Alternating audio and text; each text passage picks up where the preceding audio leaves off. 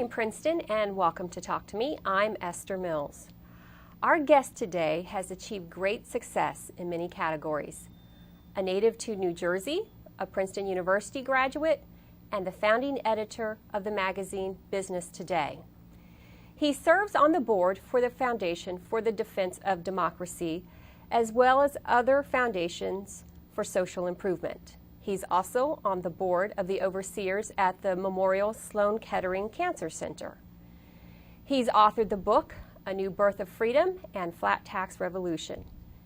He's been the recipient of the prestigious Crystal Owl Award on 4 separate occasions and successfully publishes information integral to the national and international financial communities through Forbes magazine and Forbes.com. He's also a frequent guest on the television program Forbes on Fox. So today I welcome our guest, Mr. Steve Forbes. You were the Republican presidential nominee in 1996 and 2000.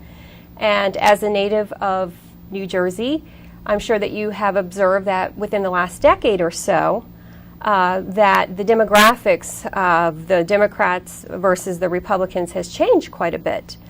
And my question to you is, what can the Republican Party do to appeal to the voter? Well, I think it's very basic, have some basic principles, the way, say, Ronald Reagan did it in his time. And remember, you're there to serve people and not the other way around. The Republicans have lost their way in Washington. As you know, they've gone on a spending binge, had real abuse on earmarks, corruption, and people wondering, what did we send you there for?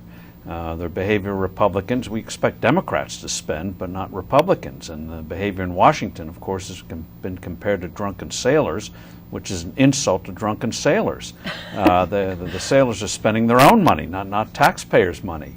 The Republicans haven't been on the forefront of reducing the tax burden on people and explaining why that would enable people to have better paying jobs, more opportunity to get ahead, pushing real reform on things like health care, where patients are in charge, Social Security, where people own their own accounts instead of the Washington politicians. So when you lose sight of what you're there for, the voters are going to turn away from you. And how do you think that's happened, or why do you think something like that has actually happened? Because it does seem like there's so many of them that have done it. So many of our representatives have done that. Well, the younger ones, I think, are back on track again, people like Paul Ryan and Jeff Flake and others in the House of Representatives, but they're still a minority. And I think part of it is, to be blunt, that President Bush hasn't wielded the veto pen nearly enough, provided enough domestic leadership. Now, obviously, he's been concerned with the war against Islamic fanaticism, the terrorism, so one can cut him some slack on that, but I think he should have given more direction. I think he should have drawn a firmer line against these farm subsidy bills, which have been very, very abusive, trade protectionism and the like. So that it starts at the top.